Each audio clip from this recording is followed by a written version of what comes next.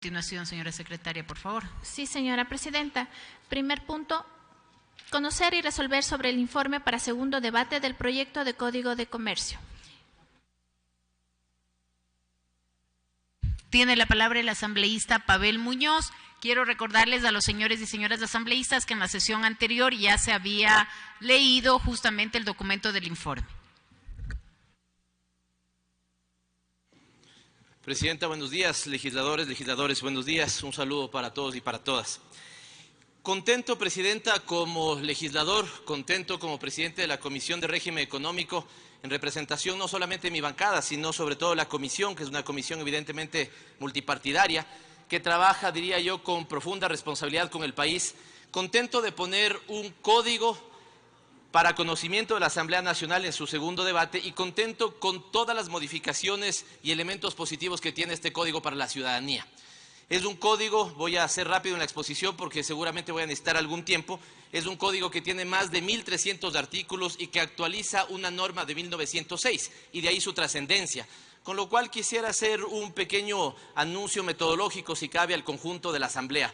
Le he pedido autorización a la presidenta de la Asamblea Nacional para que este tema al menos se debate en 2 ocasiones y tengamos una tercera de discusión, por la importancia del código, por la cantidad de artículos y porque seguramente el debate en el segundo pleno podrá mejorar evidentemente algunos elementos del código.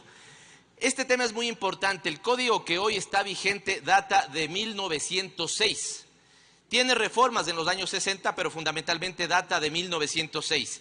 Tiene un conjunto de disposiciones anacrónicas, tanto así que no se reconoce la capacidad de mujeres para comerciar, que se regula el comercio por barco de vela o que las notificaciones se hacían por carteles. Es un código entonces nuevo, actualizado, elaborado como proyecto del gobierno anterior, del expresidente Correa, que con responsabilidad tomó la decisión de que se pueda actualizar un código que data de tantos años atrás, y por lo tanto es un código que en este momento suma 1.348 artículos. Recordarles a los señores asambleístas que los códigos son en sí mismos leyes importantes porque permiten que la dispersión normativa pueda ser articulada en un código. Pensemos 2, por ejemplo, el Código Orgánico que regula la organización del territorio, las autonomías y descentralización. Sumó dentro de sí cerca de 10, de 12 leyes que antes estaban dispersas, la del régimen municipal, la del régimen provincial, la de las preasignaciones.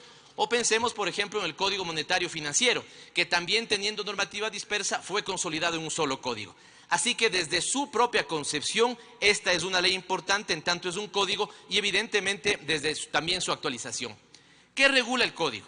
Toda actividad comercial y económica en el país, las relaciones entre comerciantes y no comerciantes, el nacimiento, la ejecución, la modificación, la extinción y las responsabilidades posteriores de los contratos mercantiles, los requisitos para ser comerciante, la regulación de títulos de crédito. ¿Qué no regula este código? Que es importante tenerlo en mente. No van a encontrar ustedes ahí disposiciones financieras porque hay la ley pertinente, no van a encontrar ahí la regulación de actividades de la administración pública relacionadas con esta materia porque no es pertinente, ni tampoco las materias como derecho del consumidor, cheques o valores o mercado de valores que están en otros cuerpos legales. Creo que es importante hacer una cronología de este código. Insisto, una iniciativa del expresidente Correa que sobre lo caduco del código había decidido que se pueda tener la integración y la actualización de las materias comerciales. Por lo tanto, este proyecto fue enviado por primera vez el 9 de enero del 2015 a la Asamblea. La Asamblea se demora cerca de un año de hacer una revisión, evidentemente de un código extenso, y el 15 de diciembre del 2015 asigna el proyecto a la Comisión de Régimen Económico. Esta comisión el 30 de enero del 2017 aprueba el informe para el primer debate. El 8 de mayo del 2017 aprueba el informe para segundo debate y es en ese momento cuando nosotros entramos a la Asamblea Nacional. Teniendo nosotros la posibilidad de simplemente dar trámite para que pase la discusión del Pleno, lo que hicimos me parece que es lo pertinente y lo responsable. Pedir una autorización para que se extienda el plazo de presentación del informe de segundo debate y hacer un conjunto de mejoras al texto que está presentado en este momento. Nosotros hicimos 12 sesiones de comisión, 21 reuniones de trabajo Involucramos a 19 actores públicos y privados, por ejemplo, la Superintendencia de Compañías, por ejemplo, la DINARDAD, el Consejo de Judicatura, la Fiscalía General, el Servicio de Rentas Internas, el Registro Mercantil de Guayaquil, o actores privados como la Asofactor, Cámara de Comercio de Quito, Hispana de Seguros, los sectores de transportistas, los grupos de distinta representación gremial en el caso del comercio. ¿Qué hizo la comisión? Armonizó la redacción con la terminología internacional, acogió las observaciones efectuadas de distintos gremios, fundamentalmente en 3 ejes, en el caso de seguros, tan importante de discutirse en este momento. Colegas asambleístas, tampoco nos distraigamos de los temas que son de profundo interés para la ciudadanía. El hecho de que les hayan metido la mano al bolsillo y que les hayan hecho débitos indebidos de cosas que no autorizaron es un tema que podríamos también poner límites en este código, porque no puede hacerse esto si no cuenta con la autorización del beneficiario. También los temas de transporte, que hay una importante actualización, las facturas comerciales que hoy pueden ser negociables y que haya coherencia con otras normas, como por ejemplo la Ley de Medicina Prepagada o el Código Orgánico de Procesos.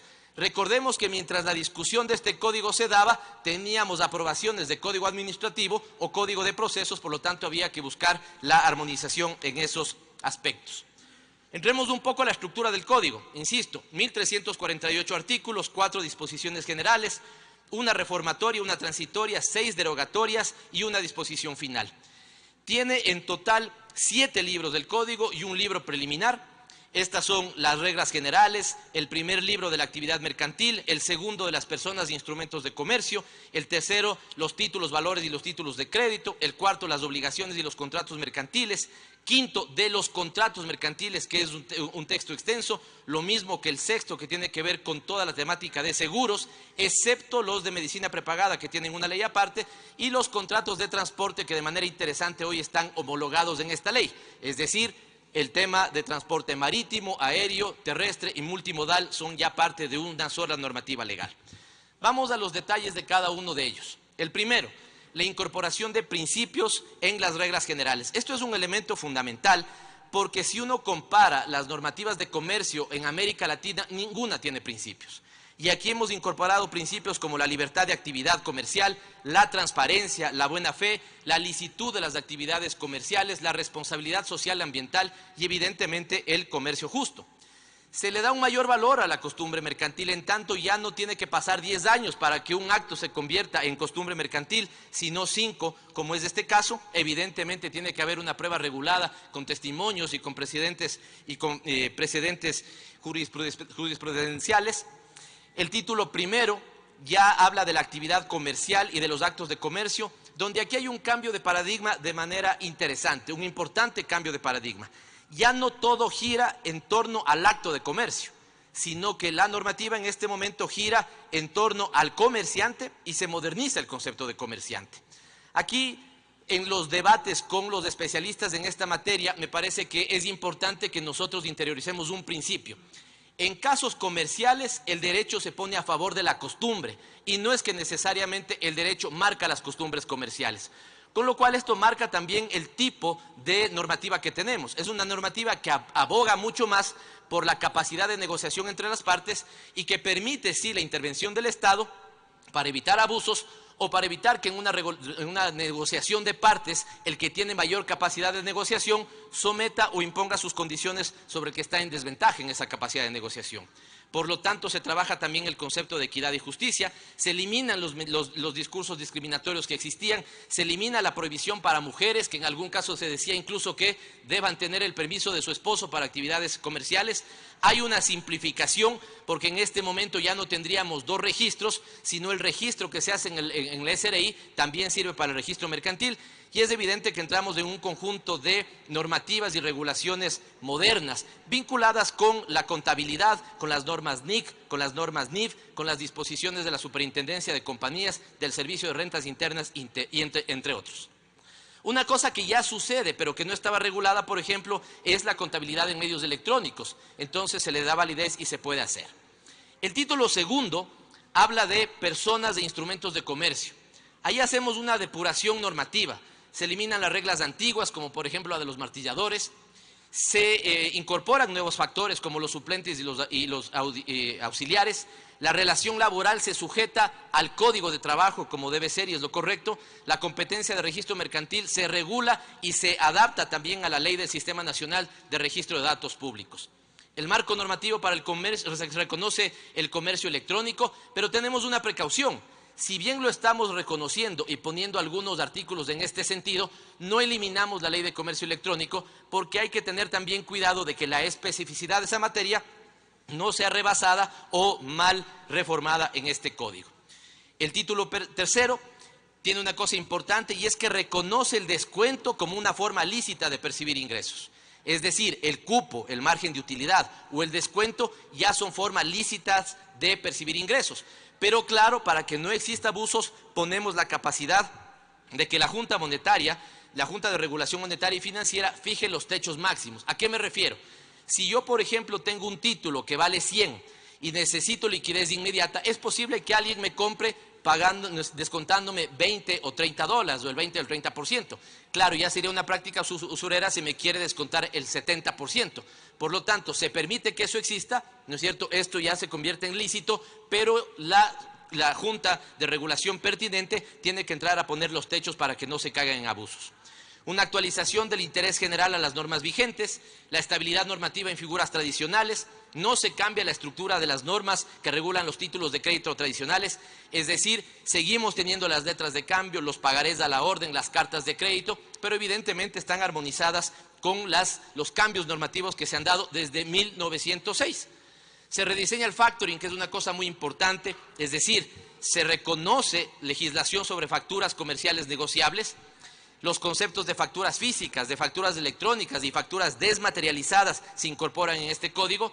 Se da un plazo de prescripción de todas las actividades que busca que sea homologado con el código administrativo, por lo tanto ahí se plantean 5 años, cuando en alguna otra ocasión temas como la caducidad de que yo pueda reclamar elementos en un contrato de seguros estaban para 2 o para 3 años, en este momento se armonizan todos con otras leyes, el Código Civil, hacia 5 años. Hay un título muy importante como el libro cuarto que habla de las obligaciones y los contratos mercantiles en general. Se reconoce jurídicamente la obligación mercantil, los actos preparatorios, la responsabilidad precontractual. Se perfecciona el consentimiento en la celebración de contratos. Aquí también hay un tema muy importante. La sola voluntad de las partes ya permite el establecimiento de un contrato, pero es evidente que después las formalizaciones tienen que estar en los instrumentos ya escritos, en los instrumentos que firman las partes para que quede todo más de mejor forma celebrado. La regulación de los contratos se puede dar por medios electrónicos, se permite que los jueces no declaren nulidad total de los actos, sino que puedan darse modificaciones para permitir la aplicación. Esto sería un ejemplo de costumbre mercantil. Se reconoce el pago por transferencias bancarias. Fíjense en cuántas transferencias bancarias hacen los ciudadanos y además cuánto les cobran los bancos por hacer transferencias bancarias. Pero no estaban reconocidos en la legislación y este código ya lo implementa. Se reconocen formas alternativas de solución de conflictos, se le da peso a la mediación. Si estamos dando peso a la negociación en las partes, entonces es obvio que también damos peso a los mecanismos de mediación, sin perjuicio de que después se puedan dirimir los actos por otras vías legales. Los contratos mercantiles, que es importante, los de corretaje. Aquí hemos tenido una voluntad que le transmito directamente al Pleno. No hemos hecho una actualización de la ley de corretajes porque conocemos que hay un proyecto que debería tratarse en alguna otra mesa legislativa, pero sí hemos dejado listo el camino para que una vez que se dé la actualización de la ley de corretaje, inmediatamente se codifique con esta normativa legal. El contrato de suministro se regula, el sistema de distribución, el general, la distribución, la franquicia, el know-how, o sea, el uso del conocimiento, también son parte de esto. La colaboración empresarial como el joint venture, los consorcios mercantiles, los créditos comerciales, los créditos revolventes, la cuenta corriente mercantil, prestación de servicios mercantiles y la operación logística son nuevas formas de contrato. Fíjense en lo que pasaba con una normativa que databa de 1906. Evidentemente, estos contratos mercantiles que yo he señalado no estaban reconocidos ni regulados. Se regula la transferencia entre las empresas, el arrendo mercantil y el leasing como formas válidas también. En el tema de seguros, creo que hemos encontrado el mejor término para la redacción de este libro. ¿Por qué? Tenemos dos lógicas que han sido adecuadamente compatibilizadas y un principio que habría que incorporar. Las dos lógicas es cuál es la lógica de quienes se dedican al tema de seguros. Y es evidente que esa lógica va a buscar mayores beneficios para ellos. ¿Cuál es la lógica de las autoridades de control? Es una lógica que va a tener resguardos de control. Hemos buscado una adecuada consolidación entre las dos lógicas, que se vea adecuadamente representado quien está en esa actividad, pero que no se vea perjudicada la actividad de regulación y de control del Estado. Y una cosa importante en ese sentido es que nos hemos puesto del lado de los asegurados y no del lado de las aseguradoras. Por ponerles un ejemplo, un asegurado puede de manera unilateral terminar un contrato de seguro, pero la aseguradora no puede de manera unilateral terminar el contrato. Tiene que hacerlo debidamente motivado, valiéndose de las causas que están en este código, y me parece que eso es un elemento importante. Se perfecciona el contrato de seguros de una manera formal a una manera consensual. Si, por ejemplo, yo como ciudadano me pongo de acuerdo con una aseguradora y quiero cubrir mi carro, el carro queda cubierto desde el momento en que yo me pongo de acuerdo con él. Pero la formalización del hecho está dada 2 o 3 días después, cuando yo firmo el contrato efectivamente. Ahí está la voluntad del asegurador. Pero si llegara a haber un perjuicio en esos 3 días que yo todavía no he firmado el contrato, ya por el elemento del consenso, ese bien estaría cubierto. Se tiene cobertura desde el perfeccionamiento, por lo tanto, se regula la forma de redacción de las pólizas. Ciudadanos, a todos los ciudadanos y ciudadanas, pero también aquí en la Asamblea Nacional, ¿hemos sido víctimas o no de la letra chiquita en los contratos comerciales? Totalmente víctimas de la letra chiquita. En letras grandes nos dan los beneficios, en letras absolutamente diminutas nos dicen qué es lo que tenemos que hacer para cobrar ese beneficio o cuáles son las obligaciones que debíamos tener, que nunca nos anticiparon adecuadamente en una lógica de marketing, pero que el momento que tenemos un perjuicio sí nos la buscan aplicar. Por lo tanto, queda eliminada la letra chiquita de los contratos en materia de seguros y de manera general en todos los contratos relacionados con el Código de Comercio. Se mejoran los plazos de mora y determinación.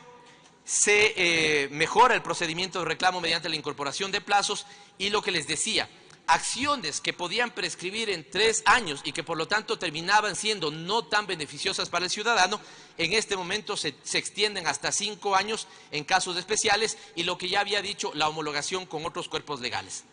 Simplificación. Se busca aquí resoluciones rápidas, se mejora la norma que permita que en caso de conflicto se puedan resolver vía administrativa. Fíjense en lo importante y a contracorriente que estaba pasando en otra ley presentada en este pleno. Es importante descongestionar la justicia y por lo tanto tratar de que muchos litigios puedan resolverse en vía administrativa, así lo estamos haciendo en este código. Respecto a los contratos de transporte, yo ya he dicho, la unificación terrestre, aéreo, marítimo, fluvial, multimodal, quedan homologados y bajo estándares internacionales y se promueve relaciones justas entre las partes. También un ejemplo importante, ¿qué venía pasando con la costumbre? Que la costumbre hacía cargar peso sobre quienes transportaban una carga y no necesariamente sobre el generador de carga. Estamos respetando que ese sea el principio, pero sí estamos motivando a que haya una formalización en ese tipo de contratos, lo cual termina siendo favorable para los transportistas. Finalmente, al Pleno de la Asamblea le digo que las conclusiones que podemos tener sobre este código es que se corrigen falencias del Código Administrativo vigente, que hay una dinamización de las transacciones bajo el principio de transparencia y se legisla sobre el concepto de comercio justo, que hay una potencia, se potencia los elementos de libertad de contratación, se establece la intervención subsidiaria del Estado solo en casos de conflicto. Vuelvo sobre este principio, si es que es comercial, que las partes se pongan de acuerdo, si no es así, que intervenga el Estado de forma subsidiaria. Se incluye la aplicación de principios de materia mercantil, se reconoce el comercio de masas, hay un beneficio al incorporar la interpretación de no comerciante y se otorga mayor valor a la costumbre mercantil. Para cerrar, me quedo nuevamente con los elementos más importantes, creo yo, para la ciudadanía, Presidenta. Primero, es esto lo que debemos hacer, discutir leyes que resuelven la vida del ciudadano. Es esto lo que debemos hacer, discutir leyes que cobijan las expectativas del ciudadano. Es esto lo que debemos hacer en este pleno, actualizar normas como en este caso que datan de 1906, con reformas puntuales en los años 60, pero que evidentemente hoy están caducadas. Es esto, como entendimos en el periodo anterior, que es lo que debemos hacer, codificar. No puede ser que sigamos siendo cómplices de la dispersión normativa. una ley por aquí, otra ley por acá, y aumentemos el gran número de leyes que tiene el país, sino que más bien consolidemos códigos donde distintas materias relacionadas estén dentro de un marco legal. Quiero terminar felicitando sinceramente al equipo de trabajo que en este caso tuvo una participación valiosa del secretario de la comisión con los asesores de asambleístas de distintas bancadas que pusieron a sus asesores para este trabajo colectivo. Quiero agradecer sinceramente a todos los miembros de la comisión, porque con una votación unánime y con un trabajo de manera de consenso hemos podido hacer las mejoras que ameritaba. Insisto sobre este tema, ya estaba listo este tema en la asamblea anterior. Sin embargo, decidimos hacer modificaciones y topamos cerca del 13% de la ley y en este momento tenemos una buena ley. Felicito a todos los miembros de la comisión por permitirnos un trabajo de calidad, de altura y útil para el país. Y finalmente quiero motivar para que ustedes lean este código. Es evidente que nos va a tomar algún tiempo hacerlo, más de 1.300 artículos. Por eso la autorización que hemos tenido de la presidencia es tener una reunión de debate hoy, tener una segunda reunión de debate, que nos repleguemos nuevamente en la comisión y que de manera conjunta todos los miembros podamos acoger o no acoger lo que se plantee en los debates para que esta ley pueda ser aprobada, pero estoy muy contento con que la ciudadanía pueda contar, seguramente en 3 semanas ya, o no más de ello, un código actualizado, un código útil, un código donde el derecho está puesto al servicio de la costumbre mercantil y donde sobre todo creo que podemos dar, lastimosamente no lo hacemos siempre, estamos acostumbrados a dar malas noticias, pero en esta sí podemos dar buenas noticias al país y a la ciudadanía. Gracias, Presidenta.